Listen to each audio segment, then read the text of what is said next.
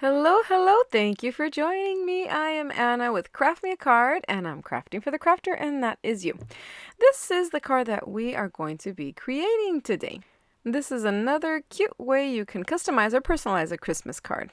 And if you don't have the die I will be using for the boots, don't worry. At the end of the video, I will give you a way you can recreate this card without using the metal die. Alrighty, so first what I do is I print out the names of my family and the wording I will be using. Next step, place the die over the name and die cut it. Here are my little names, I'll die cut. Next, with red cardstock, I went ahead and I die cut the boots.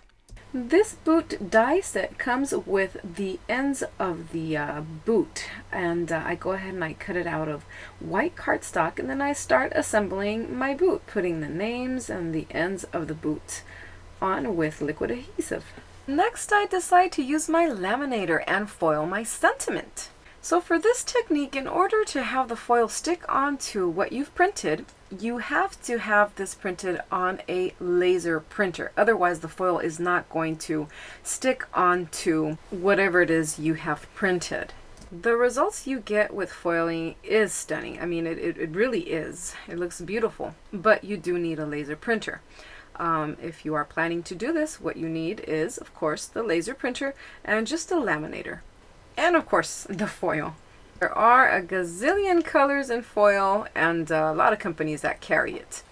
So the way I like to do it is I like to get some tissue paper and put my sentiment there and then put the foil on top of the sentiment. You can use a piece of white paper, but I like to use the tissue paper for this. So then you want to make sure that the foil, the color is facing you, because you want it to transfer onto whatever you will be foiling.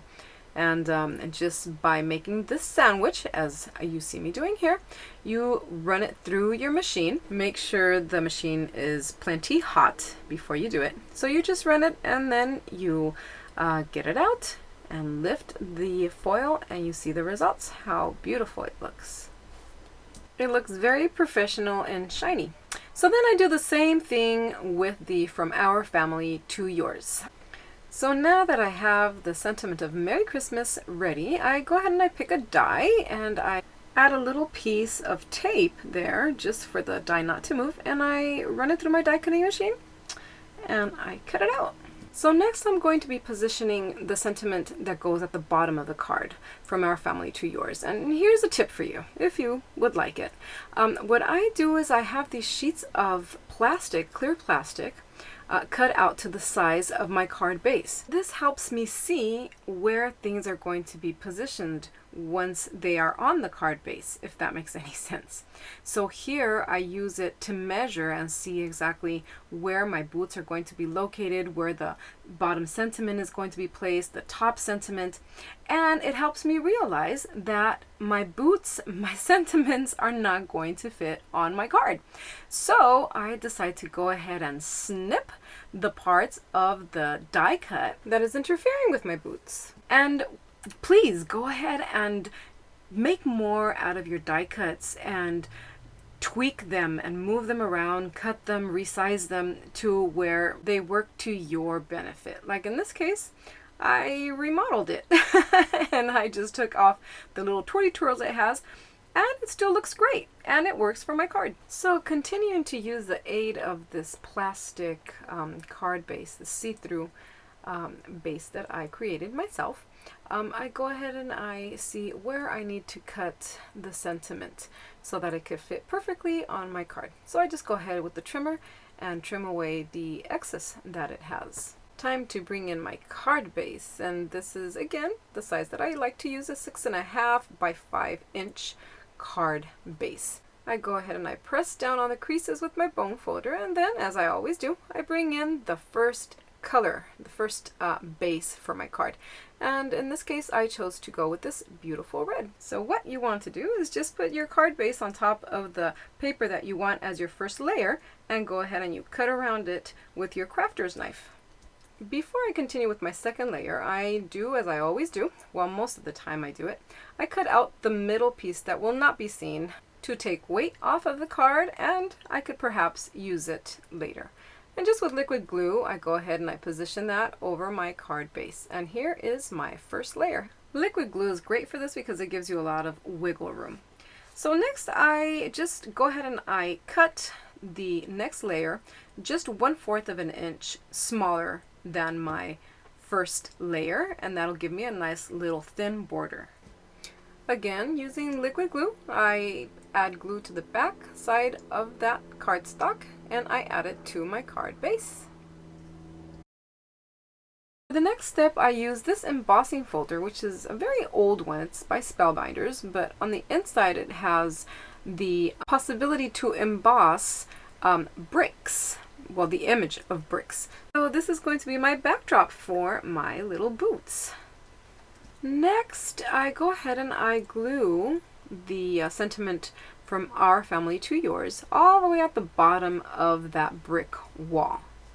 And killing two birds with one stone, I go ahead and I add some ribbon, and this ribbon is going to do two things. It's going to add some decoration at the bottom of the card, and it is also going to cover where the brick wall and my sentiment meet. This is a nice little cheating tip. I snipped the little excess ribbon that was falling over the card, and with a lighter I just go over and I burn the edges to avoid any fraying. Here comes the glue again. So again, grabbing my liquid glue, I apply it to the back of that brick wall and I stick it onto the top of my card base. I add the Merry Christmas to the top of my card, again using liquid glue. What can I say? I love liquid glue. Alright, time for the boots. Bring them on. So once I have my boots positioned right where I want them, I go ahead and I bring some foam adhesive. What? No liquid glue? No, because I want these popped up. I want these just raised up a little bit.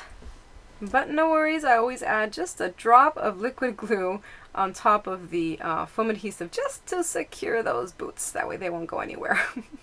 Okay, so how can you make this card without the boot die? Well, just make little mini clouds.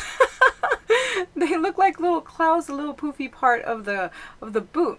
So you could go ahead and draw one and then make it as a pattern, and you can go ahead and cut them out.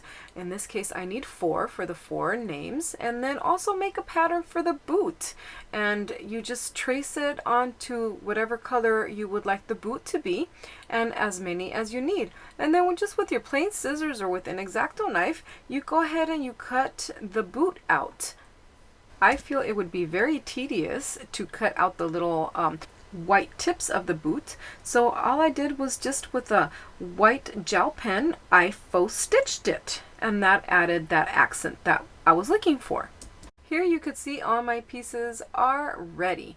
All I need are the names, and just with a black marker, I went ahead and with my handwriting, which is I know, it's not very great.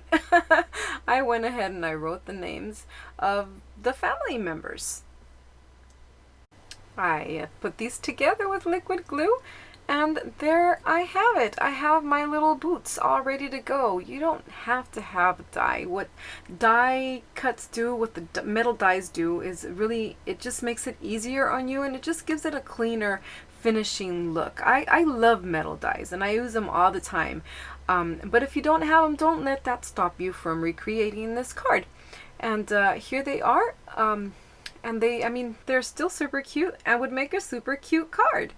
So I hope that you find some inspiration in this video. I hope you get inspired and you create and you are happy. This is our card for this week. Thank you so much for joining me. I encourage you to subscribe if you haven't already done so, and like and comment. Thank you so much. See you next time. Bye.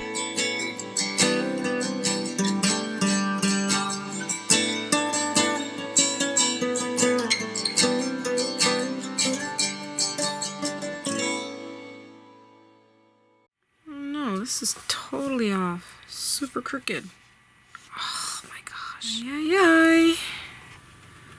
This is totally off. totally off. Let's take it off. Eek. Glue everywhere. Mister, where are you going? Where are you going? Mister,